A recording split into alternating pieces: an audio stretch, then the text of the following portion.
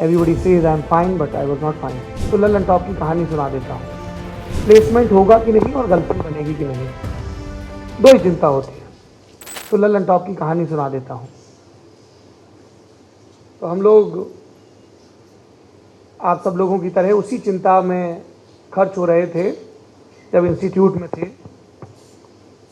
Placement होगा कि नहीं और गर्लफ्रेंड बनेगी कि नहीं, दो ही चिंता होती है। उसी के साथ फिर बाकी चीज़ें जुड़ती हैं। जो लड़कियां हैं वो गर्लफ्रेंड को बॉयफ्रेंड से या जो भी उनके प्रेफर्ड जेंडर हो उससे रिप्लेस कर सकती हैं। जो होमोफोबिक हैं वो इस पर हंस भी सकते हैं, पर जो बुद्धिमान लोग हैं, संवेदनशील लोग हैं, उनको जेंडर के बारे में ये जानकारी होनी ही चाहिए that you choose your gender, right. तो इट्स नॉट फनी। सिर्फ आयुष्मान खुराना की फिल्म देखने से आप कूल नहीं हो जाते हो, आपको उसको इंटरनलाइज भी करना होगा। आपको ये इंटरनलाइज करना होगा कि आपके बगल में जो लड़का या लड़की बैठा है उसने शॉर्ट्स पहने हैं, उसने ड्रेस पहनी है, उसने सूट पहना है, सिर्फ उतने भर से वो डिफाइन नहीं होती है। It's her choice. Same applies on the boys. सिर्फ अजीबोगरीब ढंग के बाल कटवाने से, जो मुझे लगते हैं, आप कूल नहीं हो जाते और बुरे भी नहीं हो जाते। आप चार तरह के रेजर और उस तरह चलवा के और नीले पीले बाल करवा के भी इस इंस्टीट्यूट के सबसे अच्छे स्टूडेंट हो सकते हो, राइट। तो जो चिंताएं आप सबकी होती हैं, आई होप वही हमारी भी थी। जिंदगी में प्यार मिले, कोई समझने वाला मिले, जिसको देखूं तो खुशबू आए, वायलिन बजे, हैं? मन ही न करे कैंटीन से उठने का, क्लासें निहायत बोरियत वाली लगे, और एक ऐसी नौकरी मिले जिसमें हम अपनी काबिलियत को साबित कर पाएं। फिर शुरू हुआ रैट रेस। इंटर्नशिप कहाँ मिलेगी, प्लेसमेंट कहाँ मिलेगी, उसको तो ये नहीं आता पर उसको ये काम मिल रहा है, मुझे नहीं मिल रहा है। That competition, that frustration. साहब हम तो टॉपर हैं, बताइए हमको भी नौकरी नहीं मिल रही। फिर आप काम में जाते हो तो आपको और मुश्किलें समझ में आती हैं। फिर एक वक्त आता है जब आप थोड़े से सम पे आ जाते हो। अच्छा ठीक है, ठीक ठाक काम चल रहा है, प्यार इत्यादि भी हो ही गया है, पर मज़ा नहीं आ रहा होता है, क्योंकि तुम जो सोचते हो, जिस पर यकीन करते हो, और तुम जो कर रहे हो वो बेमेल होता है। तुम्हें तो जर्नलिज्म के इंस्टीट्यूट में कुछ और पढ़ाया गया था। तुम में से किसी को नहीं पढ़ाया गया होगा कि मलाइका अरोड़ा अपना कुत्ता घुमाने जाए तो कैप्शन क्या लिखो। तुम्हें नहीं पढ़ाया गया होगा कि देखें हॉट तस्वीरें वाले कैप्शन कैसे लिखे जाते हैं। तुम्हें झूठ बोलना तो नहीं ही सिखाया गया होगा इन इंस्टीट्यूट्स में।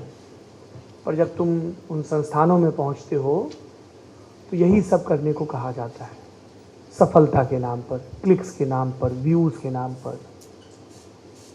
तो अब क्या करें साहब। एक वैल्यू सिस्टम है जिसको इंटरनलाइज किया, और एक वैल्यू सिस्टम है जो वहाँ पे मौजूद है, खड़ा है। तो आपके भीतर एक द्वंद्व शुरू होता है। Everybody says I am fine but I was not fine. तो अब या तो आप मुकद्दर या किसी मसीहा का इंतज़ार करते रहो, या फिर मजबूती से जो यकीन करते हो उस पर काम करना शुरू कर दो। तो 2016 वो वक्त था मेरे लिए। तब तक मैं जर्नलिज्म में 7-8 साल गुजार चुका था। काफ़ी अलग अलग किस्म के तजुर्बे हो चुके थे। देन वी डिसाइडेड कि अब कुछ ऐसा करते हैं जो करना चाहते थे हमेशा से। कहानियाँ सुनाएंगे लोगों को, यकीनी ढंग से सुनाएंगे, बिना पॉलिश्ड हुए सुनाएंगे। जैसे हैं वैसे ही रहेंगे, जैसे दिखते हैं वैसे ही नमूदार होंगे स्क्रीन पर। अगर मैं गमछा डालता हूँ तो गमछा पहन के आऊँगा, अगर मैं शॉर्ट कुर्ते में कंफर्टेबल महसूस करता हूँ तो वैसे ही। अगर मेरी कोई सहकर्मी चश्मा लगाती है और वो उसी में सहज है तो उसको लेंस लगाने की बाध्यता ना हो। कोई ऐसा फाउंडेशन ना चढ़ाया जाए उसकी त्वचा पर जिससे उसकी स्किन का टेक्सचर बदला नजर आए, because this is how she is and none of us get to choose. और उसमें कोई हायरार्की या ऐसा एस्थेटिक्स का पैरामीटर भी नहीं है कि इस टेक्सचर वाला है तो अच्छा है, नाक ऐसी है या पेट ऐसा है। ठीक है, बायोलॉजिकल डिफरेंसेस हैं सबके। तो एक लिस्ट बनाई गई। लिस्ट में अमूमन लोग लिखते हैं कि हम क्या करेंगे। रोंडा बर्न कहती भी हैं द सीक्रेट में कि जो चाहते हो उसी की बार बार ख्वाहिश करो, सत्य हो जाता है। पर फॉर अ चेंज हमने सबसे पहले कागज़ पर लिखा कि क्या नहीं करेंगे। हमने तय किया कि हम कभी भी अपनी किसी भी कॉपी, किसी भी वीडियो में ऐसी बात नहीं कहेंगे जो सैद्धांतिक तौर पर हमें गलत लगती है, लेकिन कभी भी हम गैलरी को प्लीज़ करने के लिए कुछ नहीं कहेंगे। सिर्फ बहुमत, बहुसंख्यक या अल्पसंख्यक किसी बात को सही मानते हैं, उतने भर से वो बात सही नहीं हो जाती है। हमने तय किया कि हम देखें हॉट तस्वीरें वाली जर्नलिज्म नहीं करेंगे। हमने तय किया कि कौन अपने बेडरूम में क्या करता है, it's none of my concern, भले ही वो कितना पब्लिक फिगर क्या ना हो, जब तक वो लॉ एंड ऑर्डर से जुड़ा मसला ना हो जाए।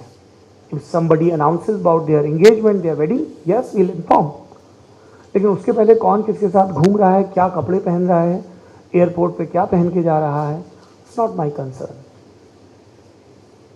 हमने तय किया कि हम नागरिकों को मजबूत बनाएंगे। नागरिकों को आप कैसे मजबूत बना सकते हैं?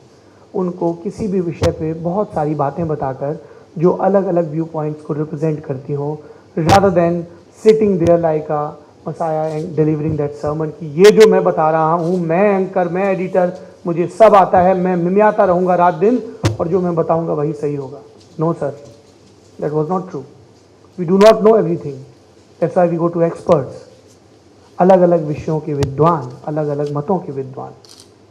और ये सब करते हुए लल्लन टॉप में हमें बड़े कमाल के सबक मिले जब हम लोगों के पास गए। I remember first viral video 2017, UP में इलेक्शन थे। हम एक मैनपुरी कस्बा पड़ता है, एटा मैनपुरी, आगरा के पास, वहाँ पे एक स्कूल में बच्चों से बात कर रहे थे। अक्सर हमें टोका जाता है, यार आप बच्चों से क्यों बात करते हो इलेक्शन के दौरान? क्योंकि सास भी कभी बहू थी और बच्चे भी कभी बड़े होंगे, इसलिए बात करते हैं। हम समझना चाहते हैं कि जब वो स्कूल में है, अपने फॉर्मेटिव ईयर्स में है, तो वो क्या सीख रहे हैं, उनकी विचार प्रणाली क्या है। क्या वो उनके कमरे में जो प्यून आ रहा है उसको भैया करके बोल रहे हैं या नाम लेके बोल रहे हैं? कोई उन्हें उनकी कैंटीन में पानी सर्व कर रहा है, so are they full of gratitude और दे फुल ऑफ एरोगेंस? बहुत छोटी छोटी चीज़ें हैं। कितनी दफ़ा ऐसा हुआ कि जब आप लिफ्ट से निकले हों, गेट से निकले हों और वहाँ एक सिक्योरिटी गार्ड खड़ा हो और आपने उसको थैंक यू बोला हो, क्योंकि उसने आज ये पूरे दिन इंश्योर किया कि कोई भी ऐसा व्यक्ति तुम्हारे कैंपस में ना घुसे जिसको यहाँ नहीं होना चाहिए था। ग्रेटिट्यूड। और वो ऐसे नहीं कि एक भाषण दिया तो आ जाएगा, तो आपको अंदर से फील करना पड़ेगा। तो we were full of gratitude कि हमारे हाथ में माइक था, कैमरा था और हमें मौका मिल रहा था और लोग हमसे बात करना चुन रहे थे। सो आई मेट अ बॉय जो मुझे बहुजन समाज की राजनीति समझा रहा था। 7वीं 8वीं में पढ़ने वाला लड़का, उसका नाम अर्चित था, आई स्टिल रिमेंबर, और बहुत कमाल ढंग से सुना रहा था। कुछ दिन आगे बढ़े तो मेथी के खेत में, धनिया लगी हुई थी, सॉरी, धनिया के खेत में कुछ महिलाएं काम कर रही थी और वो अपने घर का अर्थशास्त्र समझा रही थी। कुछ आगे बढ़े तो एक बाहुबली नेता थे जो इस चिंता में थे कि इस बार उनका बाहुबल उतना काम नहीं आ रहा। लोगों का बहुत मन बढ़ गया है, ये उस गुंडे की शिकायत थी।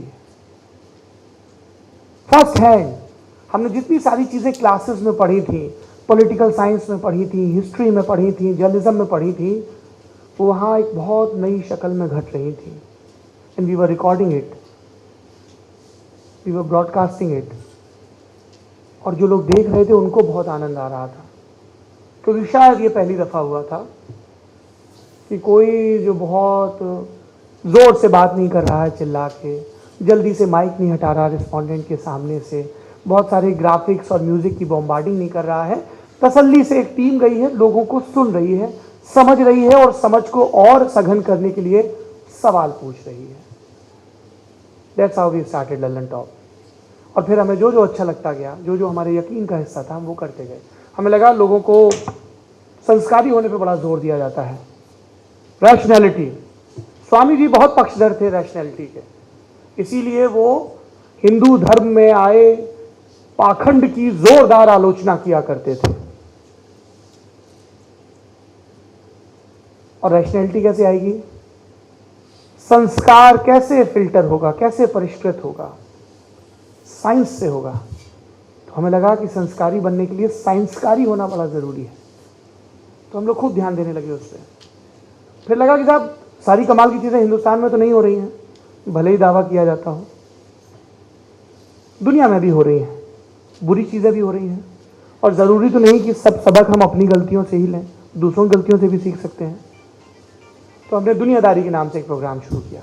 आपको पता तो हो कि इस वक्त जब आप यहाँ बैठे हैं तो एक देश है DR कॉन्गो, जहाँ पे लोगों के पास बैठने की मोहलत नहीं है, क्योंकि दो फौजी गुट आपस में लड़ रहे हैं सत्ता के संघर्ष को लेकर। आपको पता तो हो कि जब आप यहाँ बैठे हैं और किसी की स्पीच सुन रहे हैं तो ठीक उसी वक्त येल में कोई फ्रेश स्टूडेंट अपने सब्जेक्ट चूज कर रहा है और उसके पास ऑप्शन है कि वो मेडिकल साइंस के साथ म्यूजिक और रोबोटिक्स के साथ फिलॉसफी की पढ़ाई कर सके। एक साथ कितनी दुनियाएं समानांतर हैं आपकी जो चल रही हैं, पर ये आपको तब पता चलेगा जब आप उसके बारे में जानेंगे। क्योंकि भूगोल सिर्फ नक्शे पर कुछ देशों, पर्वतों, नदियों या फिनोमेनास को याद करने का नाम भर नहीं है। वननेस की बात कर रहे थे ना हम, हमें पता हो हमारे इर्द गिर्द क्या हो रहा है। जर्नलिज्म के लिए बड़ा ज़रूरी है वोक होना, अवेयर होना। आप लोग खाना खाते हैं? आई होप सारे लोग खाते होंगे। क्या कुछ लोग ऐसे भी जो धूप धूप करते हैं जादू की तरह? नहीं, सब खाते हैं। Good. When is the last time you inquired about your थाली? तुमने एक रोल खाया? तुम्हें पता है कि इस देश में गेहूं किन किन इलाकों में उपजाया जाता है और गेहूं की कौन कौन सी किस्में हैं? आपने ढोकला खाया, चने से बना कुछ खाया। कौन सी किस्म है चने की जो आजकल चल रही है? मटर खाई गोलगप्पे में? आपको पता है मटर की कौन सी किस्म चल रही है? सब्जियां, फ्रूट्स। आप दिल्ली नाम के जिस शहर में है उस शहर में गुलमोहर की बहार जा रही है और अमलतास की आ रही है। क्या आप इन पेड़ों को पहचानते हैं? या कभी कोई शायर किसी फिल्मी मुशायरे में जब इनका जिक्र करेगा तब तुम गूगल करोगे?